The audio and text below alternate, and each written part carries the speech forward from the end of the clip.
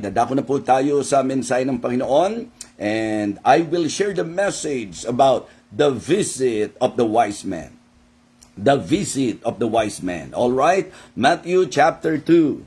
Ito po ang ating magiging pagtalakay ngayon. Meaning to say, sa sentro po ko sa wise men. Kahapon, meron din kaming short devotion. And shout out Pastor Jerem. And thank you for the devotion yesterday. Okay, salamat. Okay, atin pong i-shout out at i-congratulate uli Pastor Esperidion Valdivieso. Again, congratulations po sa inyo pong anniversary kahapon or Sunday.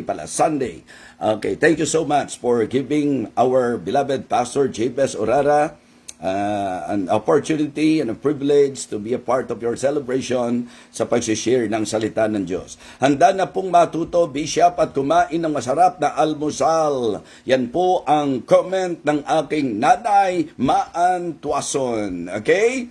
Sige po, ngayon ay magbibigay pansin po tayo, Matthew chapter 2 ang ating text. At sa sentro po tayo patungkol sa wise men, particularly nung sila po ay naglakbay upang hanapin po ang nabalitang ipinanganak, walang iba kundi ang ating Panginoong Jesus. Okay?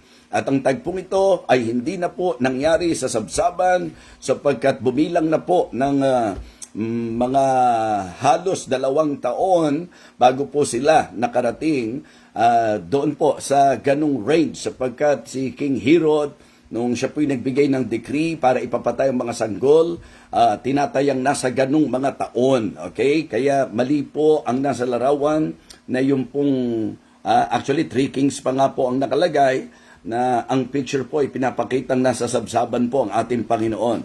Hindi po ganon ang larawan na dapat maging tanawin sa naging pagdalaw ng wise men sapagkat hindi na po sila sa sabsaban napunta. Ano po? Alright, Matthew chapter 2, beginning verse number 1, Now when Jesus was born in Bethlehem of Judea, in the days of Herod the king, behold, there came wise men from the east to Jerusalem, saying, Where is he that is born King of the Jews? For we have seen his star in the east, and are come to worship him.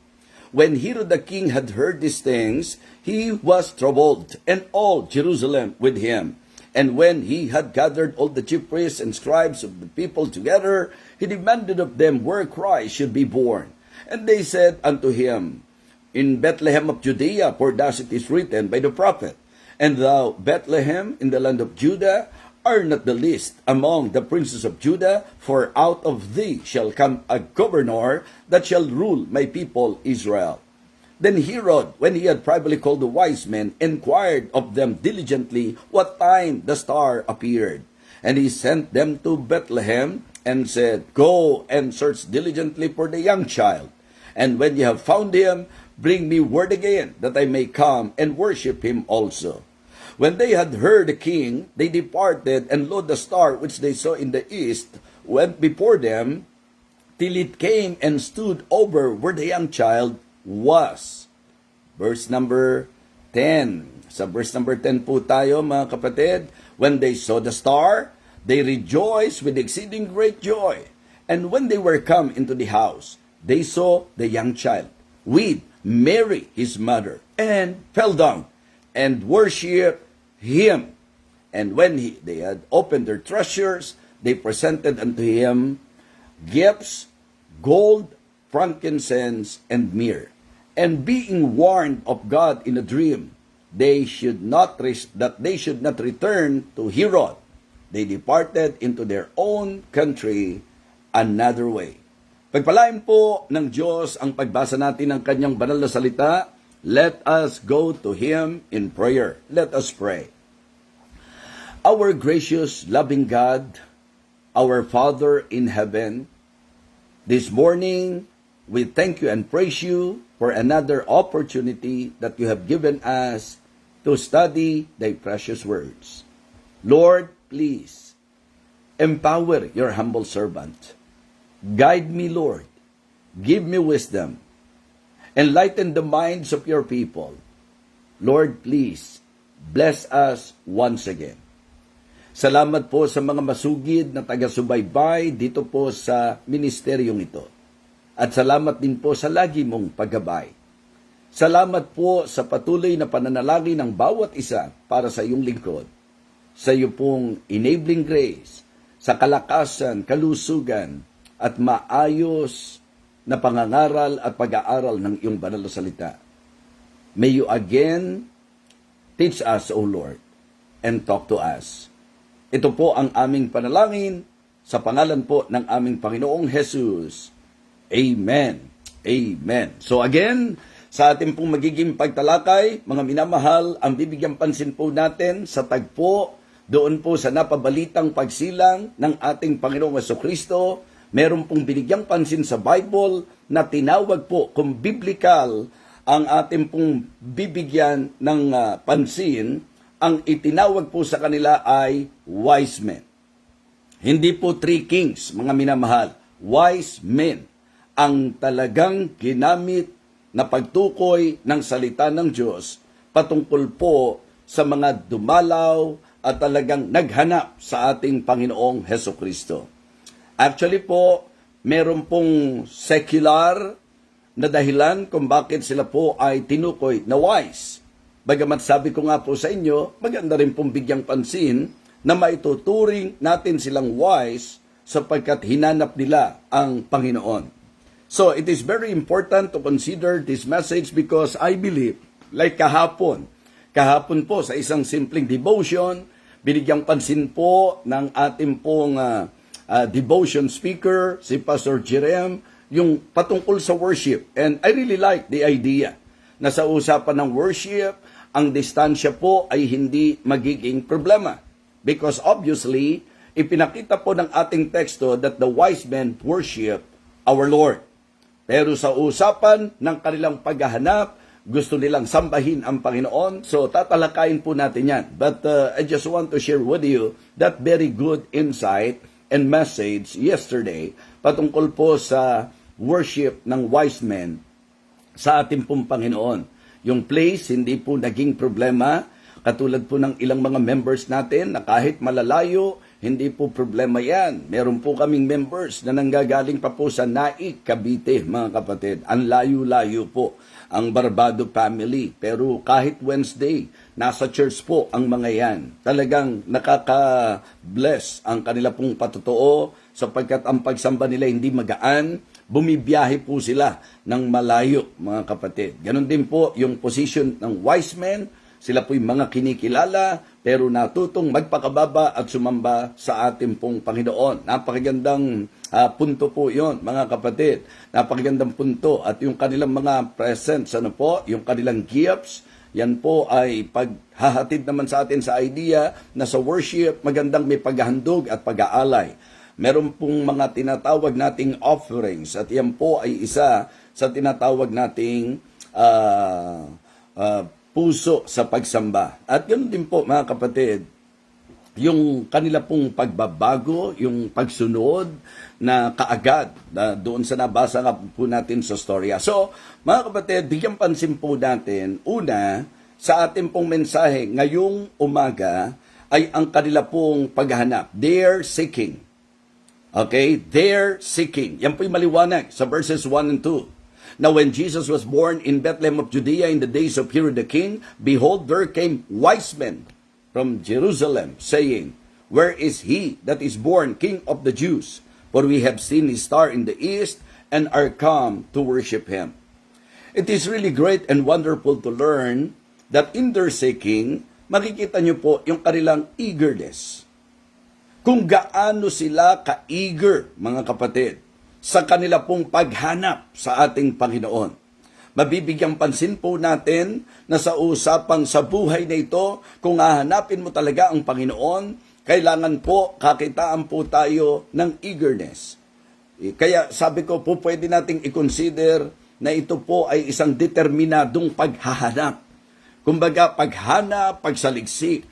This is a determined search, mga kapatid. So, they're seeking. Nagpapakita ng kanilang eagerness. Nagpapakita ng kanilang effort, mga kapatid. Katulad ng binigyang pansin ko po sa inyo. na sa ating pong pagsamba, wag kung sino-sino ang hinahanap natin. Wag kung sino-sino ang sinesentro natin. Wag kung sino-sino ang tinitingnan natin. Pagka tayo sasamba, ang hanapin natin ay ang Panginoon. Ang ating sentruhan ay ang Panginoon. Para hindi ka basta-basta natitisod. Kasi may mga pagkakataon po kasi, pumupunta ka ba sa church para hanapin ang maipipintas? Pumupunta ka ba sa church para hanapin ang katitisuran? Hindi ba? Hindi naman.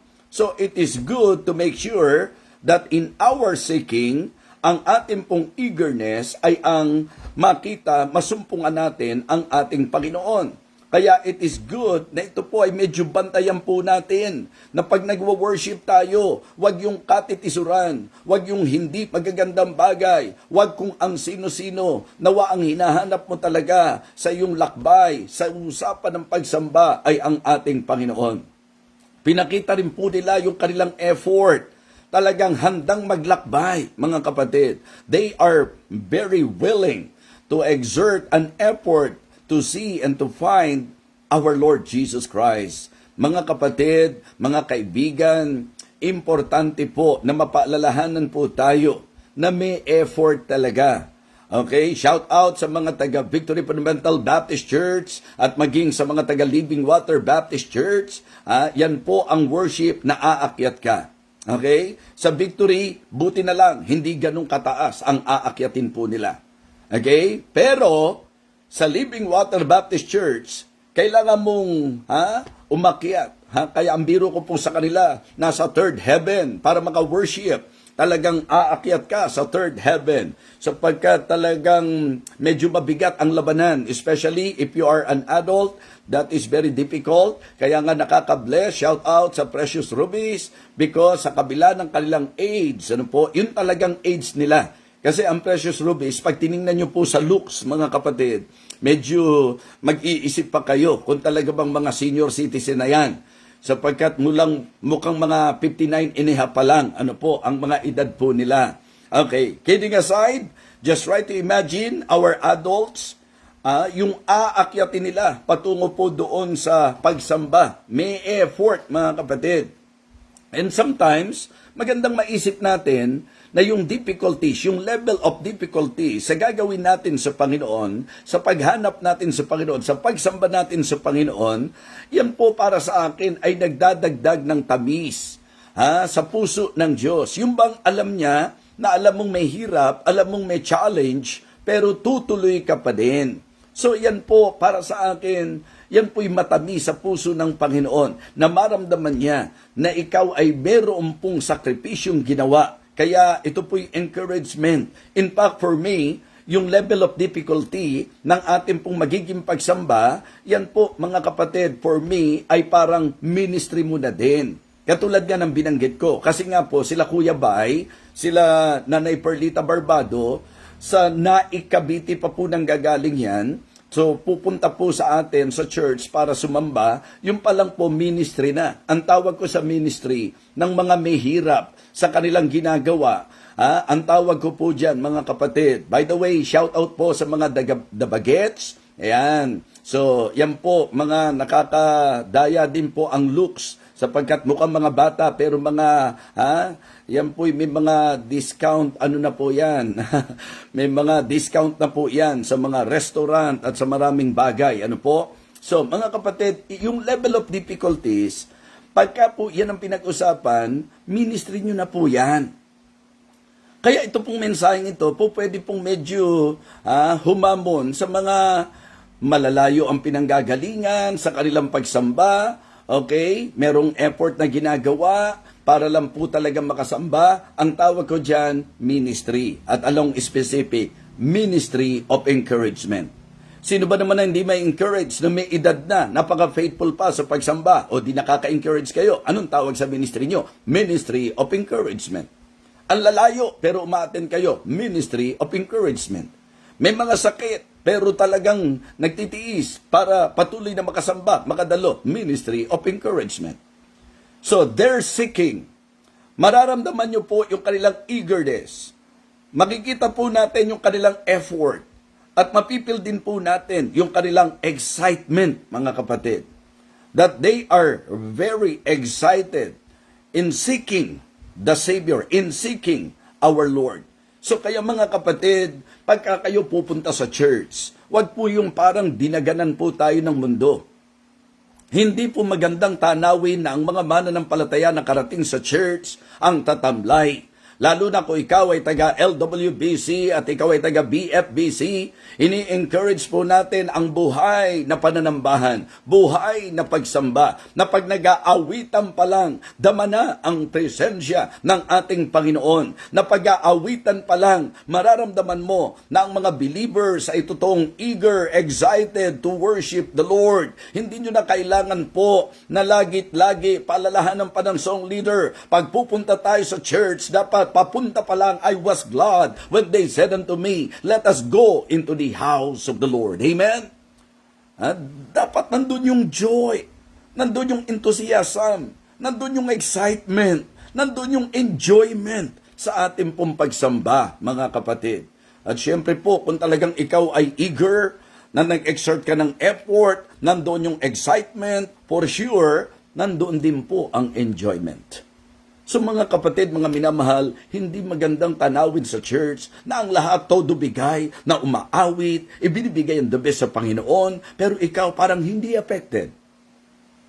Diba? Kaya nga lagi kong biro, ang isang masasabi po natin na para sa akin po ay hindi magandang tanawin, yung mga dumadalo ng church na malayo ang tingin, wala namang tinatanaw at kapansin-pansin ang bawat kilos at galaw. Yan. Mga kapatid, hindi dapat tulala pag sumasamba. Dapat namamangha. Amen? Hindi dapat tulala, kundi dapat hangang-hanga sa ating Panginoon na ating pong sinasamba. How is your eagerness to really see the Lord and worship the Lord? So nakita natin, they're seeking a determined search, mga kapatid. Bigyang pansin po natin kung gaano sila kasincere, kung gaano sila ka-serious, at kung gaano sila ka-sacrificing. How sincere they were. And how, mga kapatid, serious ito pong wise men sa ginawang paglalakbay. Mga kapatid, kung kayo po'y medyo magbibigay pansin sa detalyadong aral, hindi birong lakbayan po talaga ito. Malayong paglalakbay. At sa usapang paglalakbay, marami silang po pwedeng ma-encounter, mga kapatid.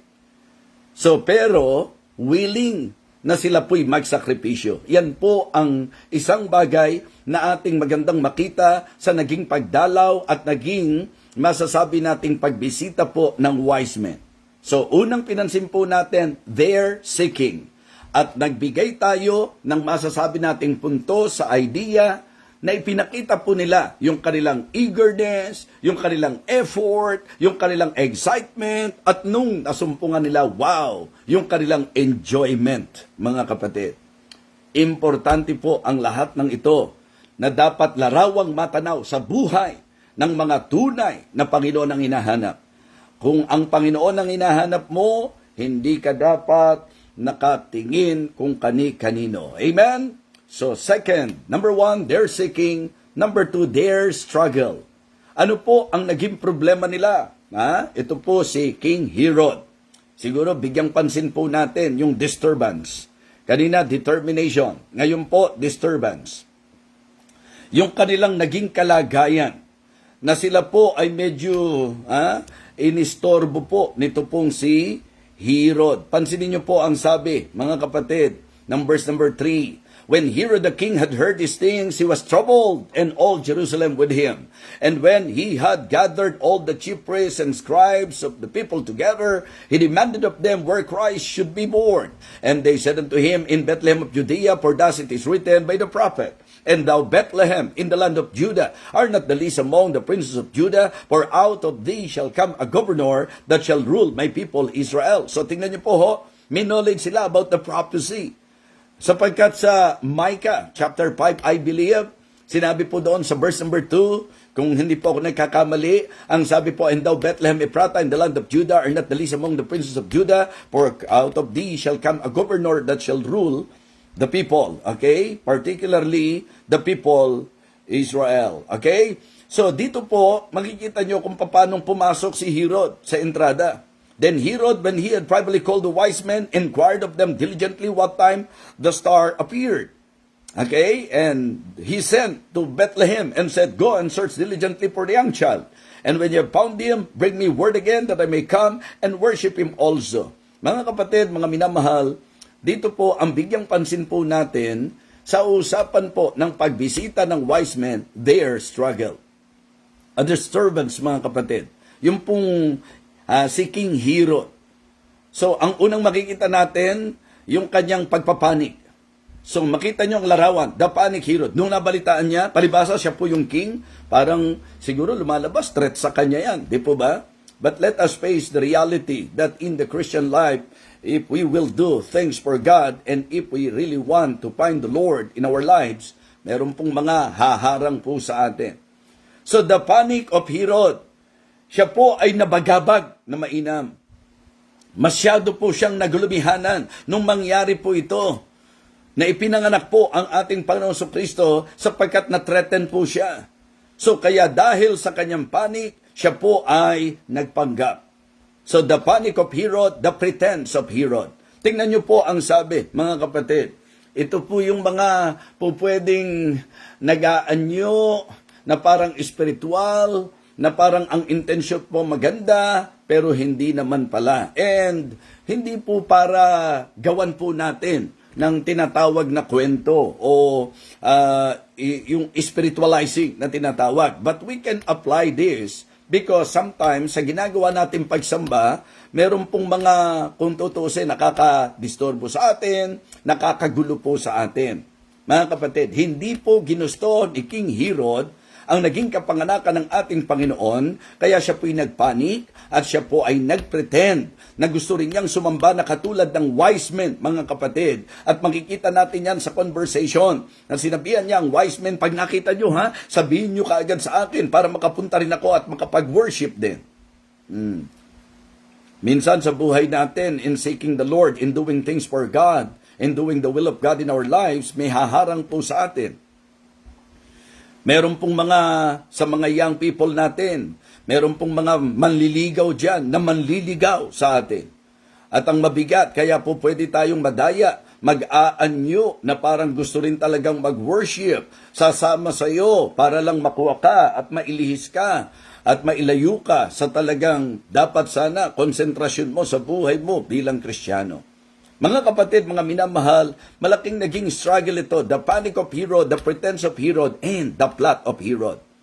Ano po ang naging plano nitong si Herod? Yung kanyang strategy, kung paano ho. Ang sabi niya, paghahanapin niyo siya Pero ang totoo nun, ang plano niya is to destroy the child.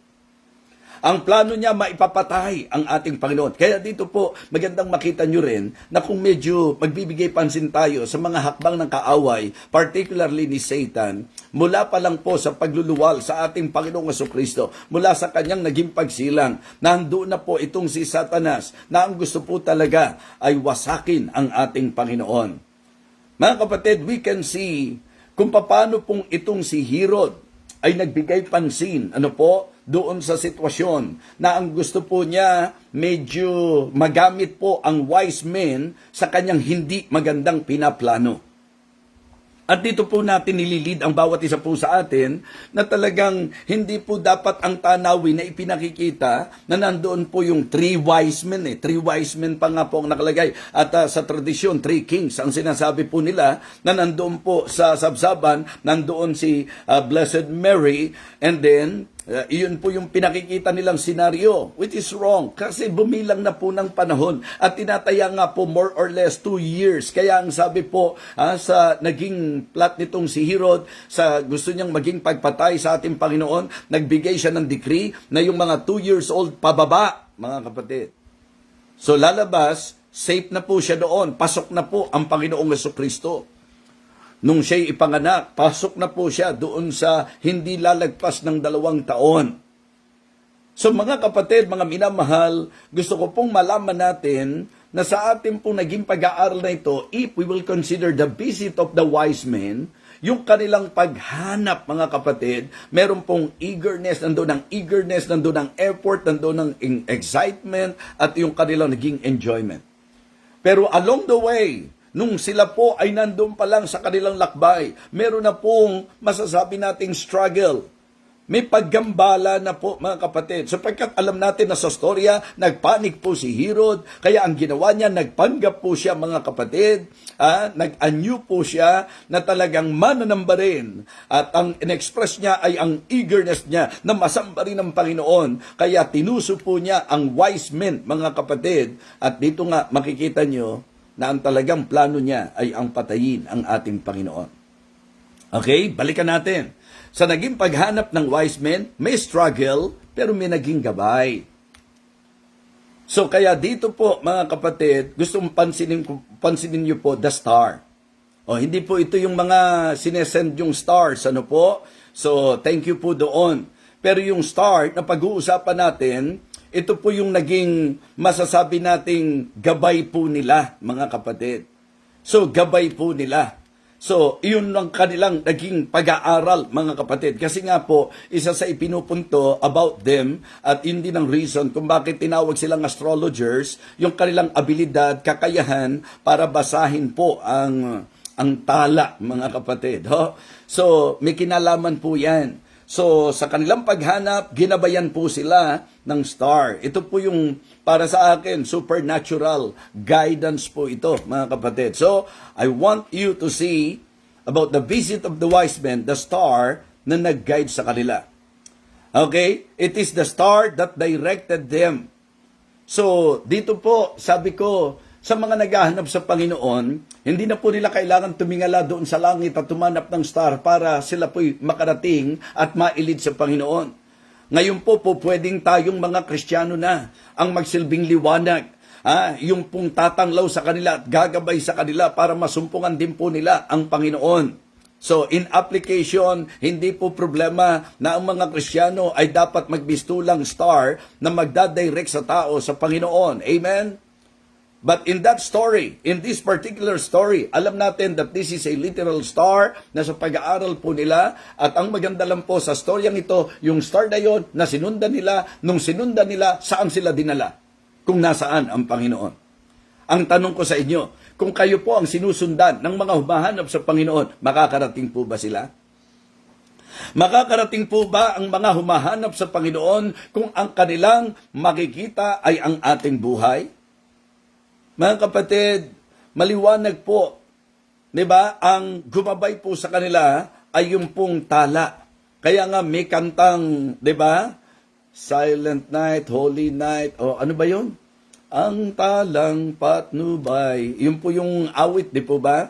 So, mga kapatid, isang bagay po na dapat maintindihan natin that nowadays, hindi na po nila kailangang humanap ng literal star upang sila po'y ma-direct sa Panginoon.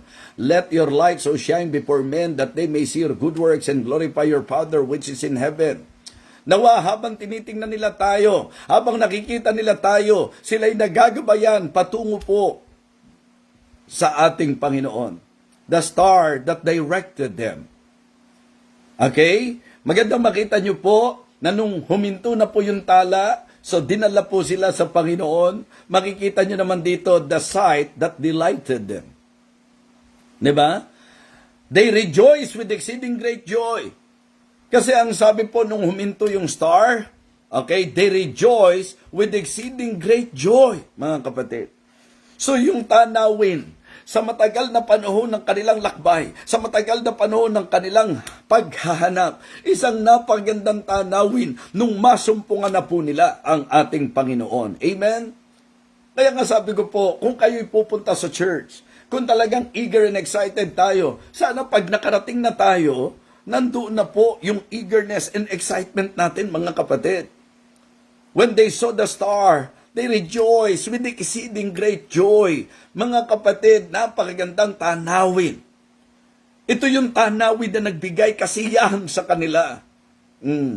Kumbaga, the long searching is over sapagkat nasumpungan na po nila ang kanilang hinahanap. Okay? At ito ang magandang sentrohan ko po ngayon sa inyo. Una po, mga kapatid, di ba, the star that directed them. Okay?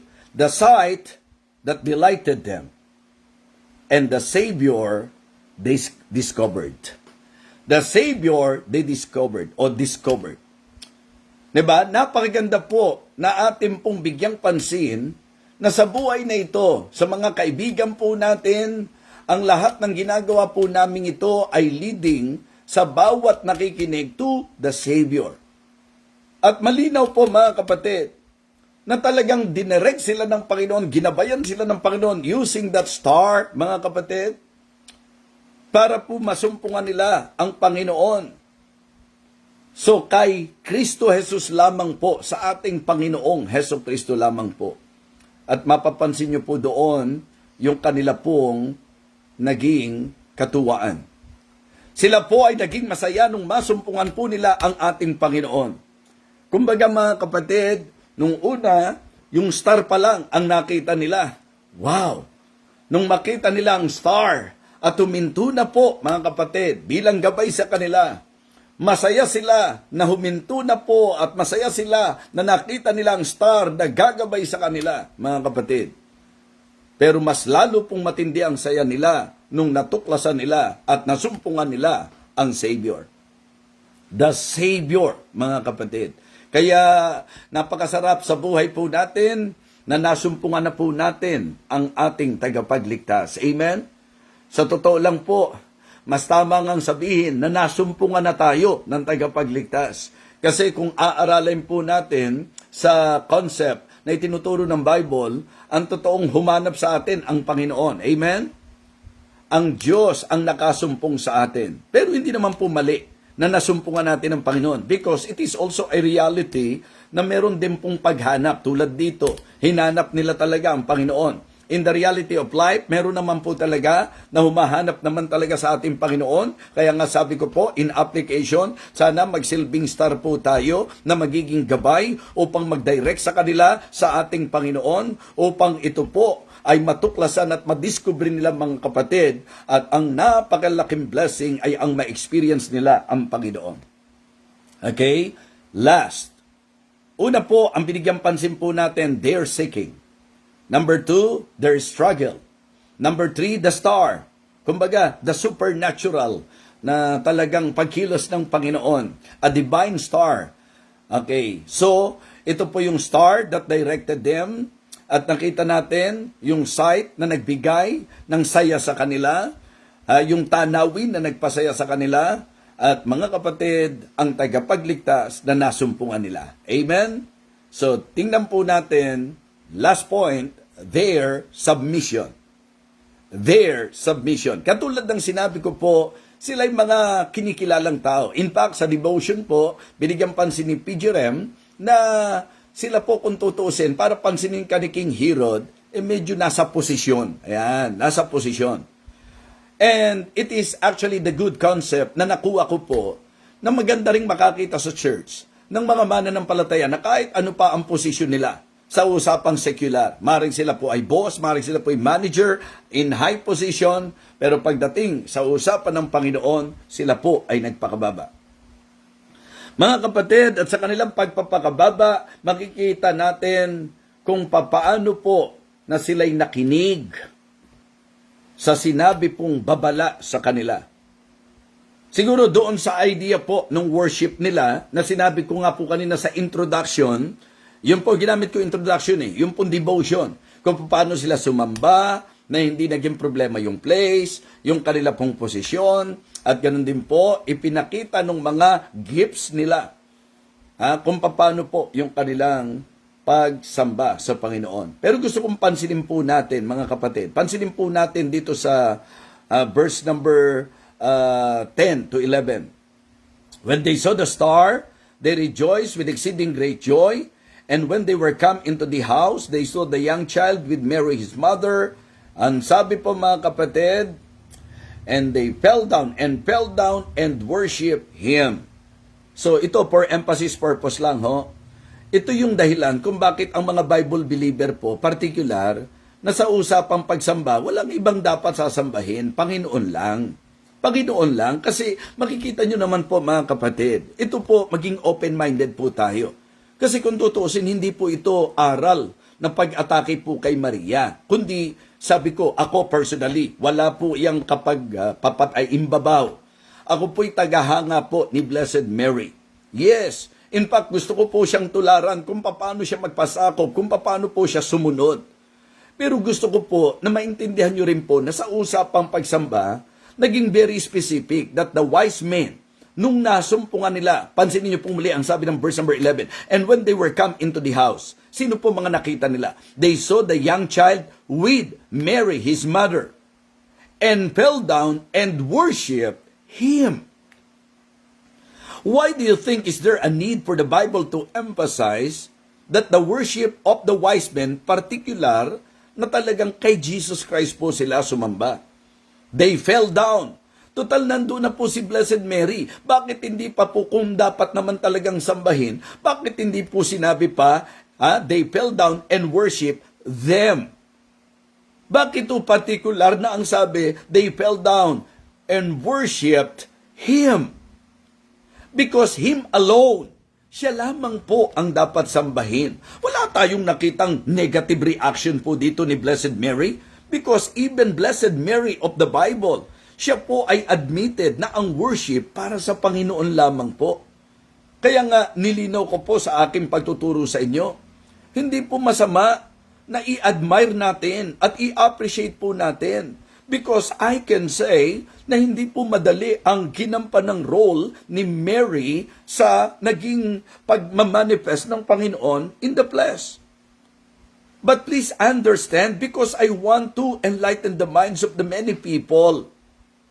Kasi kung nabubuhay lang po sa panahon natin si Blessed Mary, siya po mismo magsasabi na talagang hindi dapat gawin sa kanya yung ginagawa ng napakaraming tao. Sapagkat si Blessed Mary, being godly, sapagkat napakamaka-Diyos niya, hindi siya papayag na makasama po siya sa sasambahin. Hindi po siya papayag na maagaw po niya ang pagsamba. Sapagkat ang pagsamba po, ang sabi po, worship belongs unto the Lord only. Sa Panginoon lamang po. Di ba? Si Satan nga, tinetempt si Jesus Christ. Si Jesus Christ po ang nagsabi na ang pagsamba sa Diyos lamang po dapat ibigay. At ito po ay hindi lang pagpapakita ng, di ba, doktrina na ang worship para kay Jesus lang. Ito po ay doktrina din na nagpapatunay ng deity ng ating Panginoon. You know why? Because ang worship hindi mo pwedeng gagawin sa tao lang. Kaya kung si Jesus Christ po tao lang, maling-mali ang ginawa ng wise men. Pero mga kapatid, the reason why they worship Jesus, the reason why they worship the child, because they are acknowledging the deity of our Lord. So, yun po ang another silip po dito mga kapatid. Una, yung salitang worship Him, very particular na ang sasambahin, siya lamang po. It is good to appreciate those instruments na ginamit ng Panginoon, but worship belongs unto the Lord only. And then second silip, yung pangalawang makikita natin dito, Diyos talaga ang ating Panginoon. Kasi yan po ang sabi ng Bible, for unto us a child is born, unto us a son is given, and the government shall be upon his shoulder, and his name shall be called Wonderful Counselor, the Prince of Peace, the Mighty God, the Everlasting Father.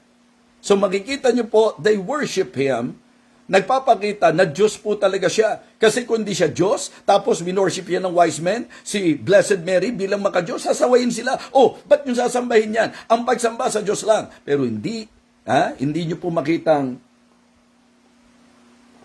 nirebuke po ni Blessed Mary. Hindi. Sapagkat tama lang nasambahin ang ating Panginoon. Balikan natin. And when they were coming to the house, they saw the young child with Mary, his mother, and fell down and worshipped Him. Siya lang ang dapat sambahin, at Diyos siya, kaya siya sinamba. Amen? And when they had opened their treasures, they presented unto Him gifts, gold, and frankincense, and myrrh. Another silip po, mga kapatid, na sa worship, kasama talaga ang pagpe-present ng gifts, mga kapatid. May offering po sila. Mga kapatid, mga minamahal, ito'y napakagandang paalala rin po na sa worship, bahagi dapat ng pagsamba natin ang pag-o-offer sa ating Panginoon. Bagamat sa ating pag-aaral, posible po na maintindihan nyo po ang ilang inilalarawan ng kanila po o sinisimbolo ng kanilang mga offerings, mga kapatid. But again, I want all of you to see this good practice, this godly practice, that every time na mag-worship tayo sa Panginoon, dapat tayo po'y may offering para sa Kanya. Amen? Verse number 12. And being warned of God in a dream that they should not return to Herod, they departed into their own country another way. So, maganda rin po na makita nyo po na kapag ka ikaw ay nasa gabay ng Panginoon, siya po'y nagbibigay ng mensahe. At alam nyo, dapat ang ating puso, pag pinag-usapan ang mensahe ng Panginoon, nandoon ang pagpapasakop. So, what I want you to see is their submission. Diba? Their submission. Makikita nyo, the warning, yung pong naging babala sa kanila na pinakinggan nila. The warning they heard. Yung pong nagsalita ang Panginoon sa kanila. Sa pamagitan po ng mensahe ng pagbibigay babala na wag silang bumalik kay Herod. Okay? Mga kapatid, at yung sinundan nila, the way they heeded. Diba? The warning they heard, the way they heeded. Yung kanila pong, yung sinundan, pinakinggan at tinahak na daan, mga kapatid. And the way they took, the walk they took. Kung paano po, sa kanilang pakikinig, sa kanilang pagsunod, sa kanilang paglakad, ipinakita po nila ang kanilang submission. Sinabihan sila ni Herod, balikan niyo ako Pero nung kinausap sila ng Panginoon, mas nakinig sila sa Panginoon. Marami po ang problema. Nakikinig tayo, dala ng takot natin. Kung persecution man yan, o kaya temptation man yan, o offer man yan. Sometimes, mga kapatid, hindi natin binibigyan ng weight kung ano po ang sinabi ng Panginoon. Mga Kristiyano, maganda po na ang pagpapasakop natin sa Diyos. Makinig tayo sa kanyang warning, sumunod tayo sa kanyang daan at lumakad tayo ayon sa kanyang direksyon. Mga kapatid, malinaw po na nung sabihan po sila at pang-usapan po sila ng ating Panginoon, maliwanag po na sila'y nakinig. Sila po'y nakinig, mga kapatid. At ang sabi po, very specific, they departed another way po ang sabi. Ang tinahak nila ay yung daan na hindi po pabalik kay Herod, ang tinahak nila ay ang daan na sinabi po sa kanila. Mga kapatid, mga Kristiyano, maganda po na bigyang pansin po natin yung katotohanan na talagang sa buhay po natin, dapat pong mas pakinggan po natin ng Diyos. Okay? Sa mensahe po natin, ang kanila pong paghanap, ang kanilang paghahanap, ang kanilang naging struggle, kung paano pumasok sa entrada si Herod, si King Herod. Yung star, yun po ang gumabay sa kanila at binigyan ko kayo ng paalala na maganda na magmistulang tala din po tayo. Naggagabay po sa mga naghahanap sa Panginoon. Yung bang pagka tayo tiningnan nila, malilid natin sila sa Panginoon. Their submission. Sa buhay natin, may warning na ibinibigay ang Panginoon. May way na inilatag ang Panginoon at lakad na ninanais ng Panginoon. So, ito po ang mensahe ng ating Panginoon Diyos. Nawa, ito po ay maging blessing. Naging blessing sa bawat isa po sa atin. Bago po tayo magtapos, paalala, sapagkat hindi natin mabibigyang pansin. Actually po, ang nailagay ko po, ang nasasabi ko po sa inyong title, The Visit of the Wise Men. But actually po, ang title ko talaga, The Worship of the Wise Men. Pasensya na kayo sapagkat, pinuproseso po natin sa mind dyan. The Worship of the Wise Men. Pinakita ko po, their seeking, their struggle, the star, and their submission.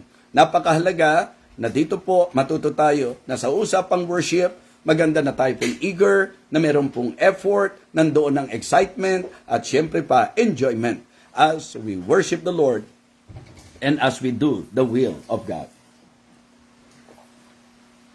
Dito po nagtatapos ang ating mensahe. Manalangin po tayo. Dakilang Diyos, salamat po sa gabay ng iyong salita. Salamat po sa liwanag nito na tumanglaw sa amin. And thank you po sa mga taga-subaybay na talagang sa puso nila nakita ang kahalagahan na matuto po kami sa naging pagsamba ng wise men. Thank you so much, Heavenly Father. We praise you, we honor you. Guide our day, Heavenly Father. And bigyan mo rin po na maayos sa pahinga ang ilan sa aming mga kasama.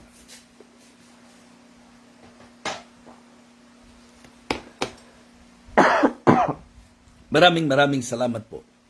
Ito po ang aming panalangin sa pangalan po ng aming Panginoong Jesus. Amen.